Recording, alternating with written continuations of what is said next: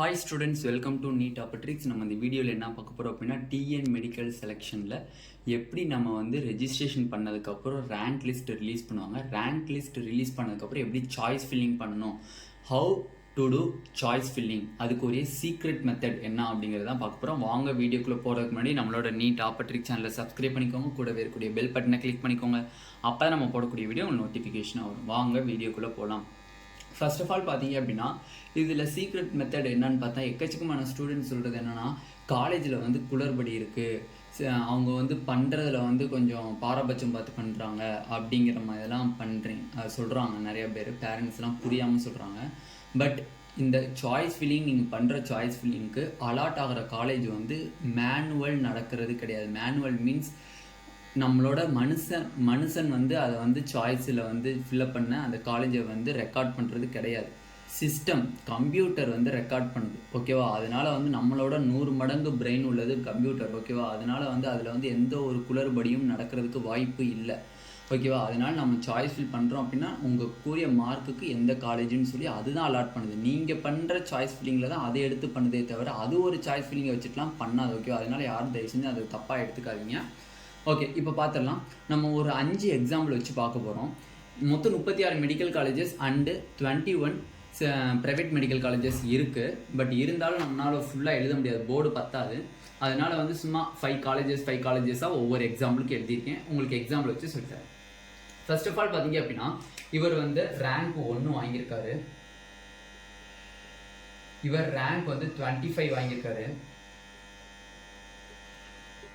இவர் ரேங்க் வந்து 50 வாங்கியிருக்காரு. இவர் 75, அவர் 100 வாங்கியிருக்காருன்னு வச்சுக்கோங்க, ஓகேவா? வந்து என்னது 100th ரேங்க், ஓகேவா? ஃபர்ஸ்ட் ரேங்க் 1 பார்த்துடலாம். ரேங்க் 1ங்கிறவங்க தமிழ்நாட்டிலே ஃபர்ஸ்ட் ரேங்க் வாங்கியிருக்காரு. 36 மெடிக்கல் காலேஜ் அவரோட விருப்பப்படி போட்டிருக்காரு. எப்படி போட்டிருக்காருன்னு பாருங்க. First MMC, next Stanley medical college, next Kilpauk medical college, next Thanjavur medical college, next Madurai medical college and so on.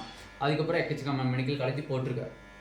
இப்போ இவர் சாய்ஸ் ஃபில்லிங்கை வந்து சப்மிட்லாம் பண்ணிட்டாரு. இப்போ வந்து சீட் அலாட்மெண்ட்டுக்கு கம்ப்யூட்டரில் பண்ணுறாங்க.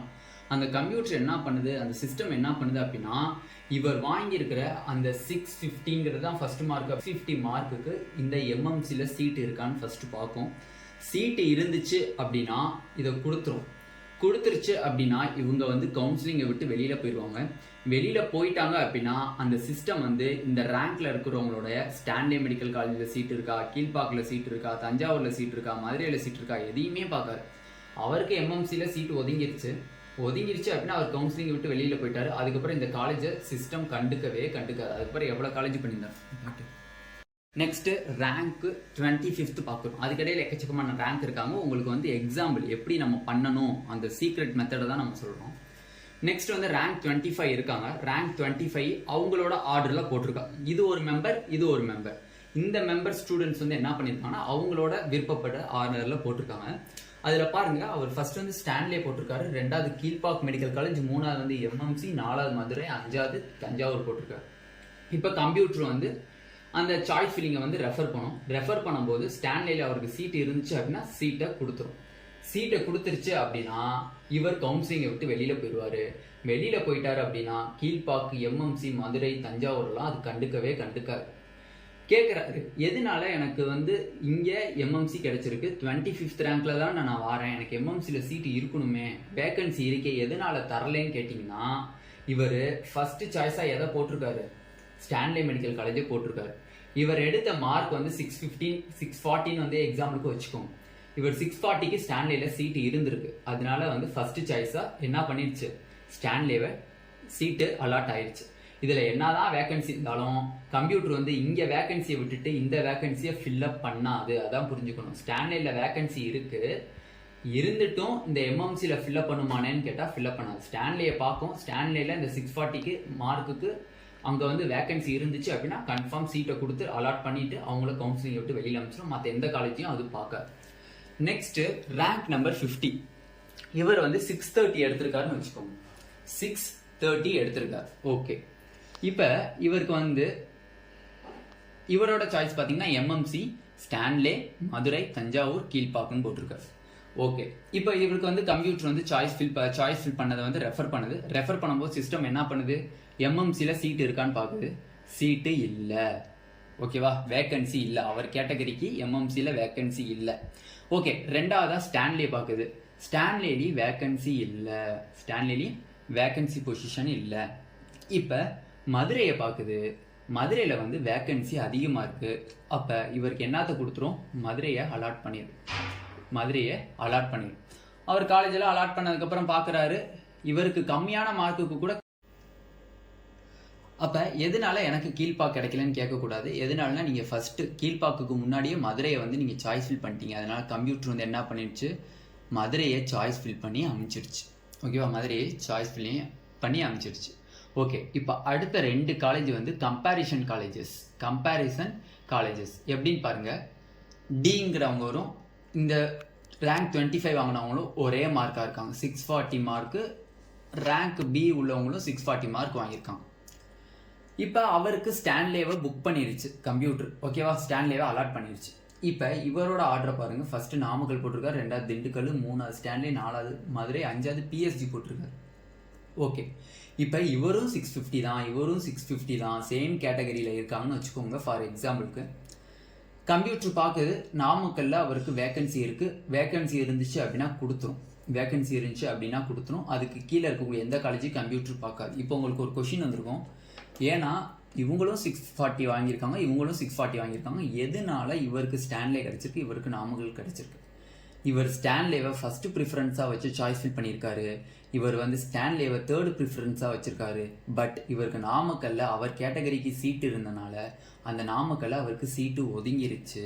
அதனால கீழே இருக்கக்கூடிய எந்த காலேஜையுமே அது பார்க்காது. சிஸ்டம் வந்து என்ன பண்ணாது, கண்டுக்காது. சீட் அலாட் ஆயிடுச்சு அப்படின்னா அவர் கவுன்சிலிங்கை விட்டு வெளியில் போயிட்டாருன்னு அர்த்தம். ஓகேவா, ஒரு சீட் வந்து லெஸ் ஆயிடுச்சுன்னு அர்த்தம். ஓகேவா, அப்போ இந்த இதுக்கும் என்ன டிஃப்ரென்ஸ் அப்படின்னா, காலேஜை வந்து தமிழ்நாட்டினுடைய ரேங்க் படி சாய்ஸ் ஃபில் பண்ணீங்க அப்படின்னா ரொம்ப ரொம்ப பெட்டராக இருக்கும். தமிழ்நாட்டினுடைய சாய்ஸ் ஃபில் படி அந்த ரேங்க், தமிழ்நாட்டில் இயர் பை இயர் வந்து எந்தெந்த காலேஜ் ஃபஸ்ட் ரேங்க்கு செகண்ட் ரேங்க்குன்னு ஃபில்அப் பண்ணுவோம். அந்த ரேங்க் படி ஃபில்அப் பண்ணீங்க அப்படின்னா எல்லாமே ஓகே. நான் கம்மியாக வாங்கியிருக்கேன், அதிகமாக வாங்கியிருக்கேன், அந்த கணக்கெலாம் பற்றி பேசக்கூடாது. ஓகேவா, கம்மியாக நான் 400 தான் வாங்கியிருக்கேன்னாலும் நீங்கள் அதே ஆர்டரில் போடுங்க. நீங்கள் 650 வாங்கியிருந்தாலும் நீங்கள் அதே ஆர்டரில் போடுங்க. ஏன்னா அதுதான் வந்து பெஸ்ட் ஆர்டர்.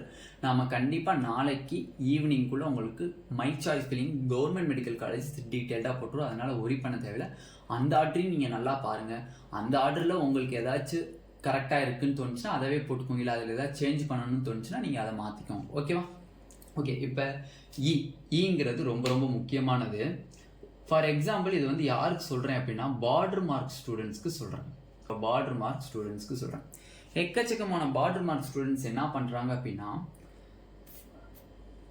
கரெக்டாக வரும்போது பார்த்தீங்க அப்படின்னா நியூ மெடிக்கல் காலேஜஸ் வருது அப்படின்னா, நியூ மெடிக்கல் காலேஜ் நம்ம கம்மியான மார்க் வாங்கியிருக்கோம், நம்மளுக்கு சீட்டு கிடைக்குதோ கிடைக்கலையோ, எதுக்கு நம்ம கவர்மெண்ட் காலேஜஸ் போடுவானே, ஃபஸ்ட் எடுத்தோடனே பிஎஸ்ஜி ஃபில்அப் பண்ணுவோம், சீட்டு கிடைக்கும் கண்டிப்பாக, பிஎஸ்ஜியில் சீட்டை வாங்கிட்டு போயிடலான்னு இருப்பாங்க.